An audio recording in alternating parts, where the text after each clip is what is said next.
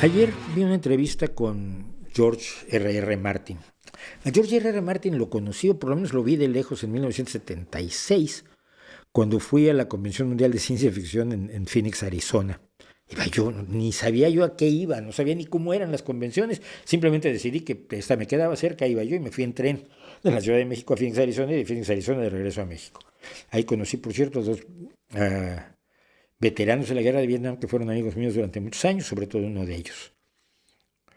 Eh, y ahí alguien me mencionó a George Martin, que estaba por allí, muy jovencito, a ver, yo tenía 21 años, pues, él por ahí de andar, porque ¿qué edad tendrá George?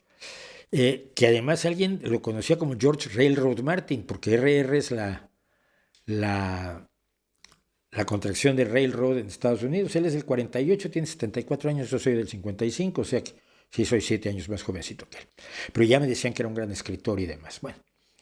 Y ayer vi, te digo, esa entrevista de Stephen Colbert con George R.R. Martin, y en un momento dado se habló sobre nuestra generación vivió con el miedo nuclear hasta 1990, pues de una manera que dominaba todo, lo dominaba todo. Sabías que en cualquier día podía acabarse el mundo, y esto te hace plantearte tu carrera, plantearte tus relaciones amistosas, plantearte tu actividad sexual, plantearte tu posibilidad de tener una familia de una manera muy distinta que si no tienes la amenaza de una guerra que pueda aniquilar a tu sociedad como la conoces. Y decía George Martin que, aunque sigue siendo optimista, pues ahora está muy pesimista porque hemos vuelto a vivir el temor a la guerra nuclear, y no de la manera paulatina en que nos acostumbramos a ella durante la Guerra Fría, sino de la manera súbita de que de pronto te das cuenta que ese tipo con el que querías negociar y llevarte bien es un loco, nivel Hitler, con una visión de una necesidad hegemónica que absorbe la totalidad de sus intereses y de sus acciones, y de sus visiones y de sus proyectos. Y decía George Martin ayer, dice, me gustaría tener un dragón para volar con él hasta el Kremlin. El miedo a la guerra nuclear que tuvimos no se está reanimando ahora. Ni en nosotros incluso, quienes vivimos la Guerra Fría en todo su horror, en todo su... Mañana hay otra prueba nuclear de Francia y luego otra prueba nuclear de Estados Unidos, y la Unión Soviética ha probado la bomba más grandota de todas, la Tsar Bomba. La Tsar Bomba se llamaba, es la más potente arma nuclear que se produjo jamás en la historia y que se probó además. Yo, uno de mis nacimientos a la política es a los 16 años, cuando voy a protestar contra la prueba nuclear de Amchitka en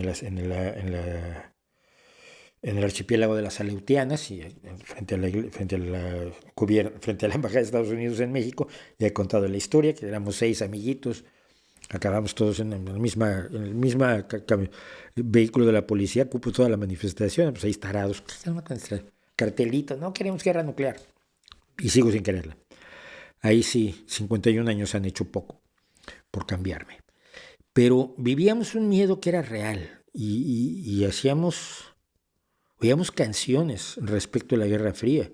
Si ustedes han oído alguna vez esta gloriosa pieza musical que es Child in Time de Deep Purple, son los grandes logros de la música de los años 60, 70, es de 1970 la canción. Child in Time es una canción sobre un chico que vive el temor a la guerra nuclear, el temor de la Guerra Fría. Estamos más cerca de lo que yo recuerdo en toda mi vida de un holocausto nuclear.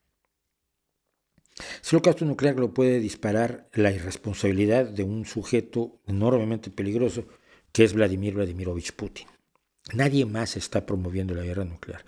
La razón por la que no se le dan a Ucrania armas con las que pudiera atacar a Rusia es porque el más grande error que podría cometer Ucrania sería atacar un pobladito ruso e irse a robar una bolsa de papas fritas y un refresco en un pueblo ruso.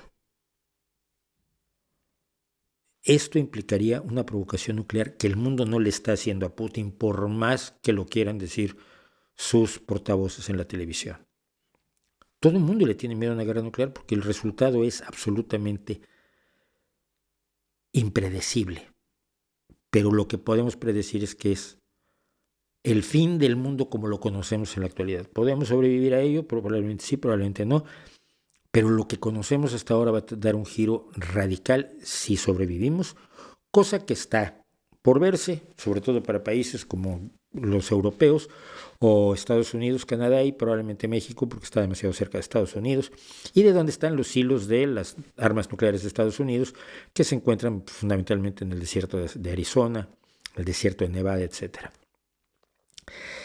Creo que nos tenemos que hacer muy conscientes del peligro y decirlo, y expresarlo e incluirlo en nuestra conversación diaria. No por promover el pánico, porque el pánico es el peor enemigo de toda acción humana, y esto lo sabemos con claridad. Pero tener claro qué es lo que se está jugando. Aquí no está es que queremos acabar con el imperio de Estados Unidos porque después de eso todo va a ser color de rosa y con sabor a fresa. Primero que nada, no hay nada que nos garantice que la destrucción del imperio estadounidense va a traer como consecuencia todas las cosas buenas que nos ofrecen Pablo Iglesias y su banda. Pero una guerra nuclear sabemos exactamente lo que puede traer en términos de destruir proyectos humanos a largo plazo. No solo de sociedades y de países o de grupos supranacionales como la Unión Europea, en la que yo creo vivamente, por eso tengo ahí mi banderita europea, sino proyectos individuales, tu vida, mi vida, nuestra vida. Hace falta tener miedo para decir lo que no queremos. Y si te importa más la destrucción de tu enemigo que la destrucción del planeta con una guerra nuclear, tienes un problema.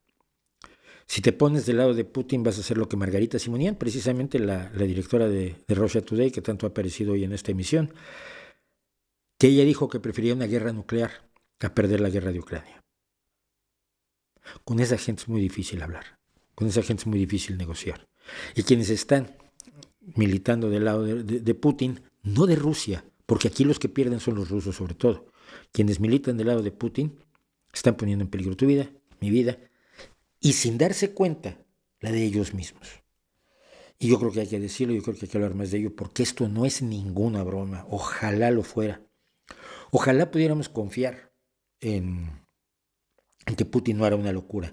El más delirante de los que estuvo al frente de la Unión Soviética en un momento dado fue Yuri Andropov, que había sido agente de la KGB, igual que Putin.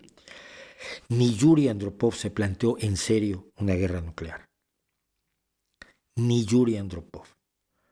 Entonces, no es una reflexión muy agradable para terminar, pero me parecía importante porque el peligro es real y estamos tan acostumbrados a los peligros falsos o a las militancias de juguete como las de los que se pegan en lugares que se nos puede olvidar que esto va en serio y va por todas las canicas y va por todas nuestras vidas.